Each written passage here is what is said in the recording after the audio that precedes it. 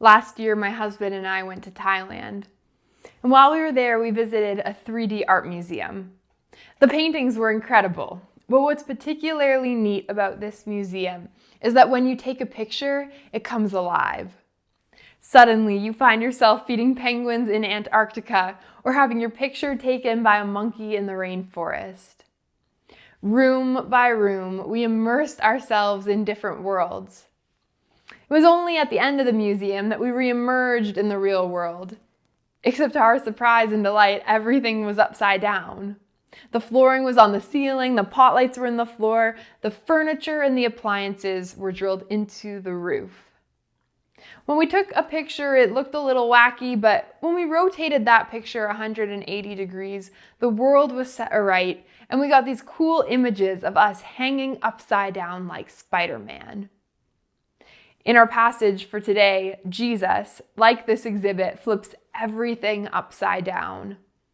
Instead of blessing the rich, the satisfied, the successful, the powerful, and the influential, he blesses the poor, the hungry, the downcast, the meek, and the oppressed. The kingdom that he's ushering in belongs not to those in the public eye, but to those on the margins. It's what we might call a topsy-turvy kingdom. Now, contextually, these blessings, what we call the Beatitudes, don't stand alone. Rather, they open what is famously referred to as the Sermon on the Mount, a descriptive yet appropriate title. For one day, Jesus went up the mountain with his disciples and the crowd to teach them his way of being in the world, how to live within the walls of his upside-down kingdom. And what they discovered, and what we will discover, is that kingdom living challenges our perspective.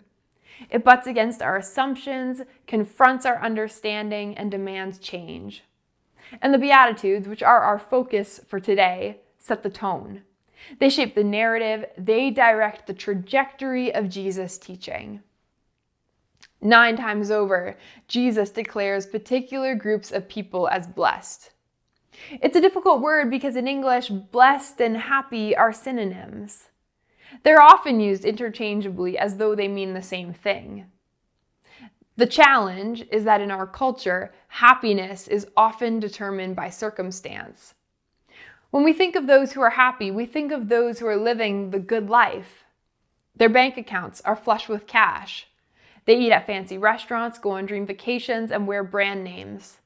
They have a picture-perfect family and pristine health. They're successful and influential in their spheres of influence. #blessed. Yet in Jesus' upside-down kingdom, the blessed are not your stereotypical happy. Instead, we might describe them as those who have found favor with God. And unlike happiness, favor is not the result of positive circumstance, nor is it something that we can earn. In the first century, a group of religious leaders called the Pharisees eagerly sought God's favor. But their understanding came with a checklist. In order to enter the kingdom of heaven, you must do X, Y, Z. Suddenly, God's open invitation turned into an exclusive offer, and blessedness became a prize awarded for excellent performance. It's this way of thinking that the Beatitudes challenge. They remind us that God's blessings are gifts of grace given not to those who have arrived at some sort of spiritual transcendence, but to those who simply are. And they go like this. Blessing 1, blessed are the poor in spirit. These are people who are not afraid to admit their need. Unlike certain religious leaders, they don't hold their noses in the air, basking in their accomplishments, but turn their eyes to Jesus, for there is salvation in no one or nothing else. They're what we might call spiritual dependence. Now, in our world, dependency is not generally looked upon with favor. Teenagers can't wait to have more independence. Older adults fight to keep their independence. Because dependency can be both hard and quite scary. And yet here, Jesus affirms and encourages the dependent. They may have nothing to brag about, nothing to give, but the kingdom belongs to them. In other words, though they may have nothing to offer to Jesus, he offers everything to them. Blessing 2. Blessed are those who mourn. These are people who mourn both their sin and the suffering of the world. They mourn injustice, oppression, and evil, and they mourn loss of life, money, relationship, reputation. For many of us, mourning is a foreign concept. We live in a Band-Aid culture. We don't like to feel uncomfortable, and so at the first sign of pain or sorrow, we slap on a bandage. In the words of Elsa, conceal, don't feel, don't let them know. And yet, when we do, we diminish the human experience. In Romans, Paul says, rejoice with those who rejoice, weep with those who weep. Generally, rejoicing is easy, but weeping is not. There are some feelings that we would just rather avoid. But Jesus creates space for grief. And in that space, we encounter the God of all comfort. Blessing 3. Blessed are the meek. These are people who are not concerned with their own importance, power, or influence. They don't seek to build their own kingdom through platforms, likes, and reposts, but to make viral God's kingdom. They're content living hidden lives. But don't be mistaken, meekness is not weakness. In his own life, Jesus led with gentle strength. He had compassion on the crowd, stood up to religious leaders, and called out his disciples. A helpful picture might be that of a tamed horse. These gentle giants have immense power, but it's a power that's been reined in. It doesn't trample or push around. It doesn't go its own direction. Instead, it works diligently at the task set before it. And in our case, that task is to make much of God's kingdom. It's the gentle, strong who will inherit the earth. Blessing 4. Blessed are those who hunger and thirst for righteousness. These are people who desire God in his ways. With the psalmist, they say, "Oh, how I love your law." With Jesus, they pray, "Your kingdom come, your will be done." Covenant faithfulness and justice are at the forefront of their minds. They crave what is good and life-giving. Now, I don't know about you, but sometimes my cravings aren't so good. When I'm hungry, I crave junk food. When I'm exhausted, I crave Netflix. When I'm feeling particularly self-conscious, I crave new clothes. And yet, none of these satisfy, at least not for long.